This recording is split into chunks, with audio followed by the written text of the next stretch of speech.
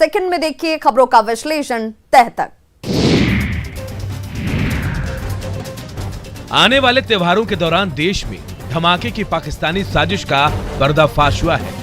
6 दिन पहले दिल्ली, महाराष्ट्र और यूपी से गिरफ्तार इन 6 आतंकियों की गिरफ्तारी के बाद चौंकाने वाले खुलासे हुए कि ये सभी आतंकी नवरात्रि और रामलीला के दौरान धमाका करना चाहते थे। पकड़े गए आतंकियों में से 2 ने पाकिस्तान में बम बनाने की ट्रेनिंग ली थी। आतंकियों के निशाने पर भारतीय रेल भी थी। इनपुट के मुताबिक आतंकी RDX के जरिए बड़ा धमाका करने की फिराक में है। खुलासा किया गया है, जो जानकारी दी गई है वो बेहद चौंकाने वाली है और वो जानकारी ये है कि ISI जो है वो रेलवे को जो है वो अपना निशाना बना सकता है।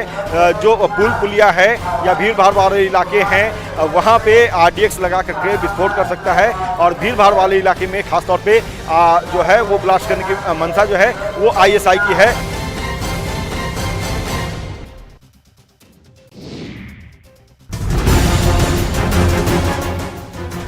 दरभंगा पार्सल बम ब्लास्ट मामले की जांच फिर से तेज हो गई है।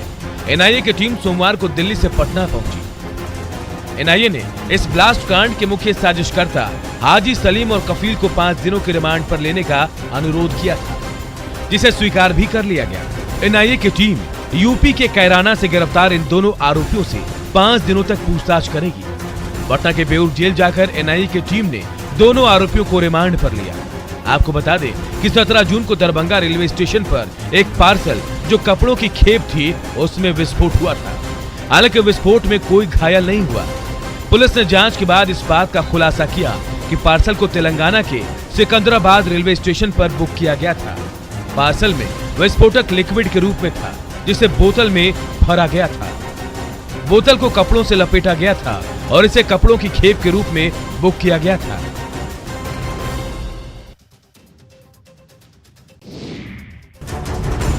वैशाली के महनार में नाबालिग से दुष्कर्म और हत्या के मामले में पुलिस को बड़ी कामयाबी मिली है। पोखर से मृत लड़की की साइकिल बरामद कर ली गई। बताया जाता है कि लड़की साइकिल से कोचिंग जा रही थी। इसी दौरान दरिंदों ने दुष्कर्म के बाद उसकी हत्या की वारदात को अंजाम दिया था। महनार के अब्दुल्ला चौक से गिरफ्तार दशरथ मांझी नाम के संदिग्ध की गिरफ्तारी के बाद पुलिस को पूछताछ में कुछ इनपुट मिले हैं। इसके बाद पोखर से साइकिल बरामद की गई। हालांकि पुलिस इसकी आधिकारिक पुष्टि नहीं कर रही है। बताया जा रहा है कि साइकिल बरामद होने के बाद पुलिस इस कांड के उद्भेदन के करीब पहुंच चुकी है और जल्द ही इसका खुलासा भी किया जा सकता है। अब्दुल्ला चौक से जब संदिग्ध दशरथ मांझी को गिरफ्तार किया गया तब जमकर हंगामा हुआ। उग्र भीड़ ने दशरथ मांझी की जमकर पिटाई की। कड़ी मशक्कत के बाद पुलिस ने उग्र भीड़ से दशरथ मांझी को बचाया। 14 सितंबर को नाबालिग के साथ दरिंदगी की गई थी। उसके बाद इस कांड को लेकर उबाल था। सुबह के समय आसपास के लोगों को इस घटना की जानकारी मिली, जिसके बाद लोगों ने इस हादसे की सूचना पालसी थाना पुलिस को दी। वहीं स्थानीय लोगों ने काफी मशक्कत के बाद वाहन से 5 लोगों के शव को बाहर निकाला।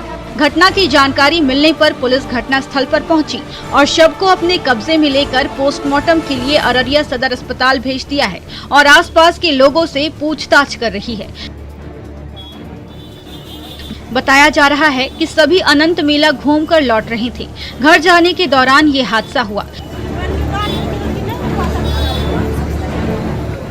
घटना के बाद परिजनों का रो रो कर बुरा हाल है।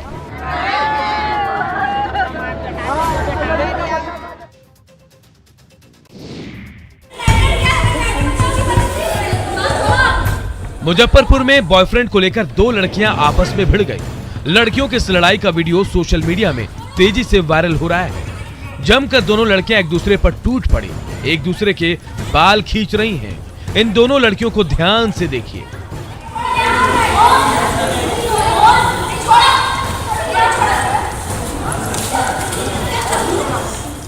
वीडियो 2 दिन पहले का बताया जा रहा है। तस्वीरों में आप साफ देख सकते हैं कि मॉल के बाहर 2 लड़कियां आपस में ही लड़ रही हैं। एक लड़का बीच बचाव करने की कोशिश कर रहा है, लेकिन लड़कियां मानने को तैयार नहीं है। तभी एक शख्स बीच बचाव कर मामले को शांत कराता है। बॉयफ्रेंड को लेकर लड़कियों के इस लड़ाई का वीडियो सोशल मीडिया में वायरल है। हालांकि न्यूज़ 18 इस वायरल वीडियो की पुष्टि नहीं करता है।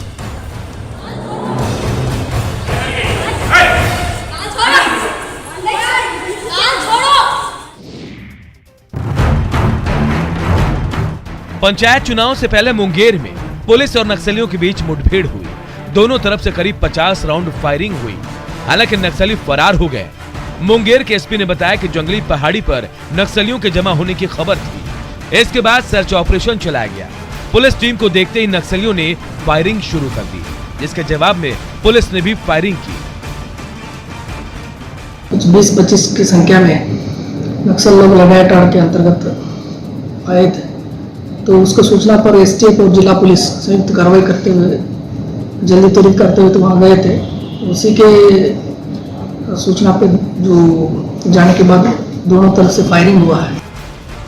पुलिस और नक्सलियों के बीच मुठभेड़ जो है वो नक्सल प्रभावित धरहरा प्रखंड के इलाके में हुई। हालांकि इस मुठभेड़ में दोनों ओर से कोई हताहत नहीं हुआ। इलाके में पुलिस का ऑपरेशन अब भी जारी है। पुलिस का नाम सुनते ही कड़क और रौबदार छवि मन में आती है, लेकिन मुंगेर के जमालपुर रेलवे स्टेशन पर एक रेलवे पुलिस के जवान का एक अलग ही चेहरा सामने आया है। यह जवान रेलवे स्टेशन के प्लेटफॉर्म नंबर 1 पर पड़े लावारिस और असहाय एक बुजुर्ग की सेवा में जुटा है।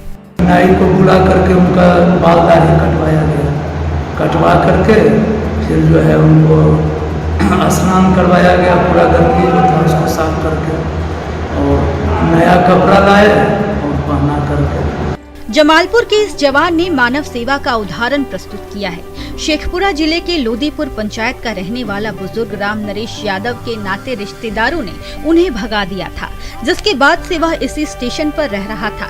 बुजुर्ग की हालत काफी खराब थी, उसके शरीर में गंदगी भरा था, जिसे देखते हुए आरपीएफ के जवान ने उसकी मदद करने की ठानी और बुजुर्ग को संभाला। इस वीडियो में पुलिसिंग की एक अलग ही तस्वीर देखने को मिल रही है।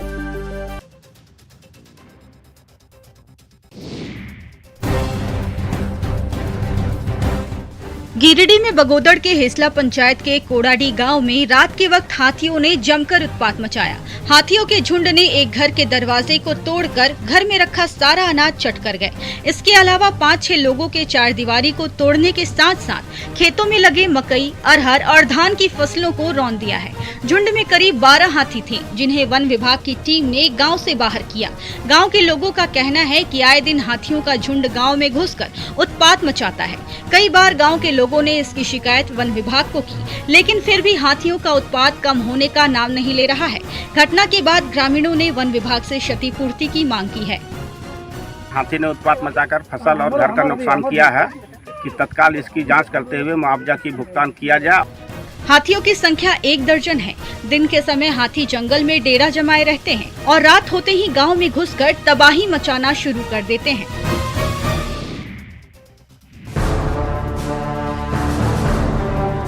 लखीसराय के इन युवाओं में सेना में भर्ती होकर देश सेवा करने का जज्बा कूट-कूट कर भरा हुआ है। यही वजह है कि सुबह शाम युवा गांव के मैदान में दौड़ लगाने के साथ ही कसरत करते नजर आ रहे हैं। खेल मैदान में भी पसीना बहाकर ये युवा खुद को सेना में जाने के लिए तैयार कर रहे हैं। सुबह 5 बजे से ही वार्म अप, पुशअप, लंबी कूद, बीम निकालने और दौड़ने का अभ्यास लगातार किया जा रहा है। जो सेना में जरूरी चीज है, जो एक्सरसाइज इनको चाहिए जिससे कि इनको उसमें जाने में मदद मिल सके, वो चीज इनको बताया जाता है, साथ इनसे कराया भी जाता है। देश सेवा में काफी संख्या में सैनिक देने वाले इस जिले की खास पहचान है। सेना में भर्ती होना यहाँ की युवाओं की आज भी पहली प्राथमिकता है। यहाँ के सैकड़ों जवानों ने देश की सीमाओं की रक्षा करते हुए शहादत दी है। यहाँ के युवा आज भी टीचर, आईएएस, डॉक्टर, इंजीनियर बनने के बारे में बाद में सोचते हैं।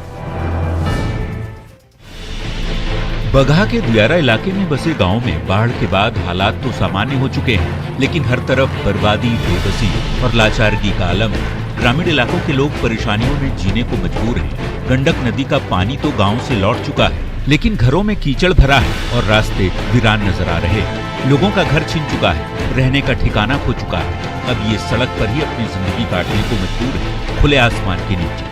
हमने के परेशानी, छाती भर घर में पानी हो गई। हमने के केहू आगे से अधिकारी केहू आयल नहीं, मुखिया जी रहनी, हमने के लिया के गनी बाना पर 3 दिन हमने के खाना खियौनी। 3 दिन के बाद यूपी के सरकार मीना को के अपना लगे खाना खियौला। बगहा के सेमरा लबेदहा गांव की तस्वीरें झकझोरने वाली है। क्योंकि घरों में कीचड़ का मलबा फैला हुआ है। लोग मचान बनाकर खुले में रहने को मजबूर हैं। बूढ़े बच्चे सभी इस हालात से बुरी तरह प्रभावित हैं। ऐसे में इलाके के ग्रामीणों को अब प्रशासन से मदद की आस है। बोकारो के नवाडीह थाना क्षेत्र के बोदरो गांव में पारिवारिक विवाद में पति ने पत्नी के चेहरे पर तेजाब फेंक दिया। वारदात में महिला बुरी तरह से जख्मी हो गई। पीड़ित महिला के चेहरे और कंधे पर जख्म के गहरे निशान बन चुके हैं। बुरी तरह जख्मी महिला को पहले नवाडीह सामुदायिक स्वास्थ्य केंद्र लाया गया, बाद में बेहतर इलाज के लिए उसे सदर अस्पताल रेफर कर दिया गया। दोनों कंधों में एसिड से बर्न किया हुआ है, थोड़ा सा छाती में भी है, जिससे उनके बहुत परेशानी हुआ, बहुत ज़्यादा जलन हो रहा था। उसके ट्रीटमेंट यहाँ पे चल रही है। महिला का इलाज कर रहे डॉक्टरों की माने तो तेजाब से महिला का 40% शरीर जल चुका है। हालांकि शिकायत के बाद पुलिस ने आरोपी पति को गिरफ्तार कर लिया है। आरोपी संजय स्वर्णकार पेशे से आभूषण बनाने का काम करता है। 2 साल पहले ही उसकी शादी सुमन देवी से हुई थी। इन्हें 1 साल का बच्चा भी है, लेकिन पत्नी पर अवैध संबंधों के शक को लेकर पति ने रविवार की शाम पत्नी पर तेजाब छिड़क दिया। हालांकि जख्मी महिला की स्थिति खतरे से बाहर बताई जाती है। नक्सलियों के खिलाफ गुमला पुलिस को बड़ी सफलता मिली है। झारखंड पुलिस ने भाकपा माओवादी के एरिया कमांडर रंथू उरांव के करीबी माने जाने वाले राकेश उरांव उर्फ मान की उरांव को धर दबोचा है। गुमला के चैनपुर थाना क्षेत्र के मरवा जंगल से उसे गिरफ्तार किया गया है। पुलिस को गुप्त सूचना मिली थी कि भाकपा माओवादी का एक सक्रिय दस्ता सदस्य मारवा जंगल में छिपा हुआ है और सुरक्षा बलों के बारे में जानकारी जुटा रहा है। उसके पास से एक देसी कट्टा, एक कारतूस बरामद हुआ और फिर उसी से पूछताछ करने में पता चला कि आगे उसने जो डेटोनेटर है उसको छुपा रखा है मड़वा के जंगल में, और फिर जो उसी की निशानदेही पे उसको बरामद किया गया। उसके साथ उसके इंस्ट्रूमेंट भी बरामद किए गए। सीआरपीएफ 218 और जिला पुलिस बल की संयुक्त छापेमारी में नक्सली को गिरफ्तार किया गया है। राकेश उरांव पर 1 लाख रुपए का इनाम घोषित था। उसके पास से देसी पिस्टल भी बरामद किए गए हैं। वहीं उसकी निशानदेही पर जंगल में छिपाकर रखे गए भारी मात्रा में विस्फोटक भी जब्त किए गए हैं। आवापुर के मुखिया प्रत्याशी मोहम्मद जकी उल्लाह वोट मांगने दिल्ली पहुंचे हैं। गांव के कई ग्रामीण नवीनगर में रहते हैं, इसीलिए उनका वोट हासिल करने के लिए वो सीतामढ़ी से सैकड़ों किलोमीटर दूर दिल्ली पहुंचे हैं। तभी कुछ गुंडों ने उन्हें घेर लिया और बीच सड़क पर लाठी डंडे बरसाने लगे। ये देखिए, सड़क पर गिराकर बड़ी बड़ी लाठियां बरसाने लगे। दिल्ली की सड़क पर संग्राम छिड़ा हुआ है। मुखिया बनने की हसरत लिए दिल्ली पहुंचे जकी उल्लाह मियां पर गुंडों की टोली टूट पड़ी है। लात पर लात मारे जा रहे हैं, बड़े बड़े डंडे से वार कर रहे हैं। एक तरफ से लाठियां पड़ रही है तो दूसरी तरफ से लात बरसाए जा रहे हैं ये अपराधी। तभी जैसे ही मौके पर भीड़ उमड़ी, ये गुंडे अधमरी हालत में उन्हें छोड़कर भाग निकले। मारपीट की ये पूरी घटना सड़क के किनारे लगे सीसीटीवी कैमरे में कैद हो गई। जबकि पिटाई में घायल मोहम्मद जकी उल्लाह को दिल्ली के अस्पताल में भर्ती कराया गया।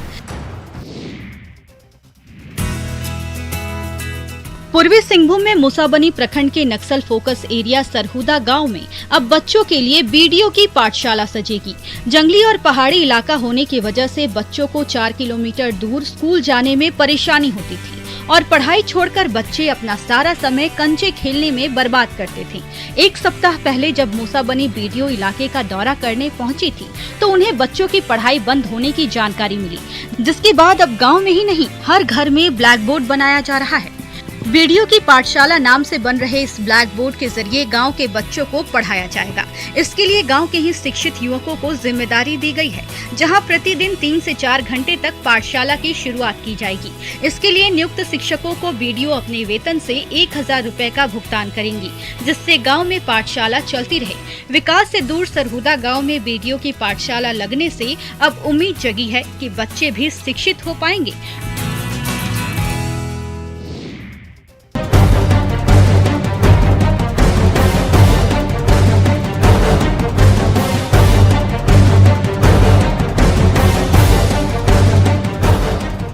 बागमती नदी की उफनती धारा में जिंदगी और मौत के बीच जंग छिड़ी हुई है। तूफानी लहरें सांस छीनने पर तुली हुई है। बागमती की पगलाई धारा जान लेने पर आमादा हो गई है। मौत ठीक सामने दिख रही है, लेकिन पगलाई लहरों के बीचों बीच घिरे इस शख्स ने जीने की उम्मीद नहीं छोड़ी। ऊंची नीची धारा से जूझते हुए बार बार हाथ पांव मार रहा है।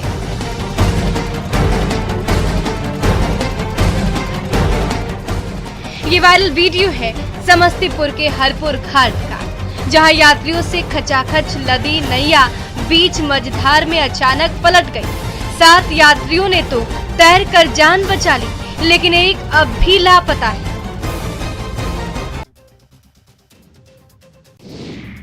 मनिहारी तट पर खड़ी नाव पर मुसाफिरों का जत्था सवार हो गया है। नैया छोटी सी है, लेकिन उसी नैया पर ऊपर से लेकर नीचे तक 1 नहीं 2 नहीं कम से कम 50 यात्री लद गए, जिसके बोझ से नाव झुक गई। लेकिन फिलहाल यही नाव एकमात्र रेडी है और गंगा के उस पार साहिबगंज जाने की जल्दी है। इसलिए जब खचाखच यात्रियों से पूरी नौका भर गई तो मांझी ने जोर लगाया और गंगा नदी की धारा में शुरू हो गया जोखिम भरा सफर। गंगा नदी में हाल ही के दिनों में इतना उफान आ गया कि नौका को रोक दिया गया। फेरी सेवा पर भी पाबंदी लगा दी गई।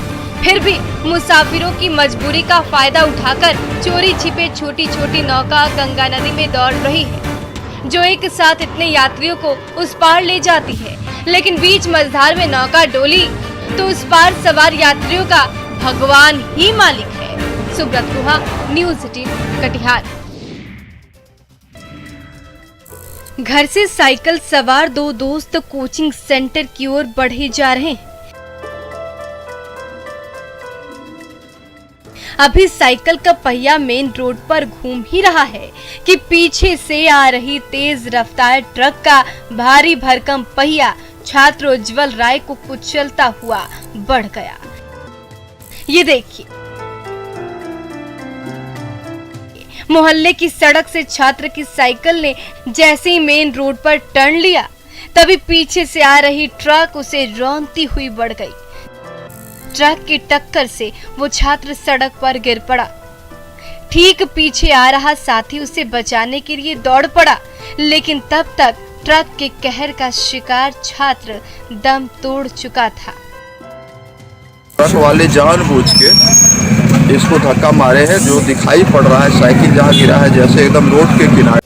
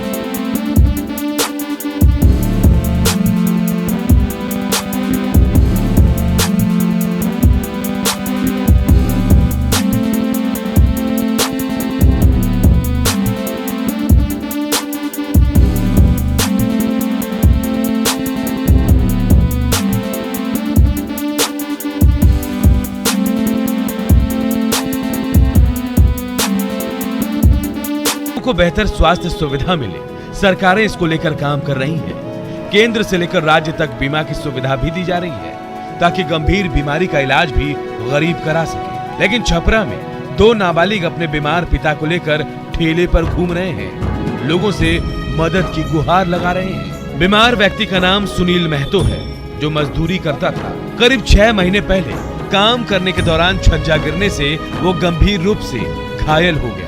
इलाज के लिए काफी पैसे की जरूरत थी, लिहाजा परिजनों ने उससे किनारा कर लिया। ऑपरेशन हो जाता, बीमार हो जाती है ना, अपना बाल बच्चा के देख सकती हैं। काम करेगा छत पर काम करने तो छत दीवार छुआ तो दीवार बहुत सारा नीचे है। कुछ लोग मदद भी कर रहे हैं, लेकिन इतने पैसे जमा नहीं हो पा रहे हैं कि किसी बड़े अस्पताल में उनका इलाज कराया जा सके। वह इस बारे में पूछे जाने पर सिविल सर्जन ने किसी तरह की जानकारी होने से इनकार कर दिया। भले ही राज्य सरकार द्वारा ग्रामीण इलाकों में बेहतर स्वास्थ्य सुविधा बहाल करने के लिए उप स्वास्थ्य केंद्र खोले गए, लेकिन हकीकत कुछ और ही है। ये तस्वीरें उसकी तस्दीक करती है। रामगढ़ में मांडू प्रखंड का गरगाली उप स्वास्थ्य केंद्र PSC अब खंडहर में तब्दील होता जा रहा है। पूरे कैंपस में झाड़ियां उगाई हैं। निर्माण के 10 साल बाद भी यहाँ मेन गेट पर ताला लटका हुआ है। करीब 22.5 लाख की लागत से यहाँ स्वास्थ्य केंद्र का निर्माण कराया गया था। इसके जरिए 1,500 की आबादी को स्वास्थ्य सेवा मिलने की उम्मीद जगी थी, लेकिन स्वास्थ्य केंद्र बंद रहने से लोगों को रामगढ़ मांडू का रुख करना पड़ता है। जब से बना है तब से बंदे रहता। पहले सोमवार को एक नर्स आती थी, मगर बाद फिर बंद हो गया। इस उप स्वास्थ्य केंद्र के बनने के बाद से यहाँ कोई स्टाफ नहीं आया। जाहिर है इसके कारण लोगों को काफी दिक्कतें होती हैं। वर्तमान में यह उप स्वास्थ्य केंद्र खंडहर में तब्दील हो चुका है।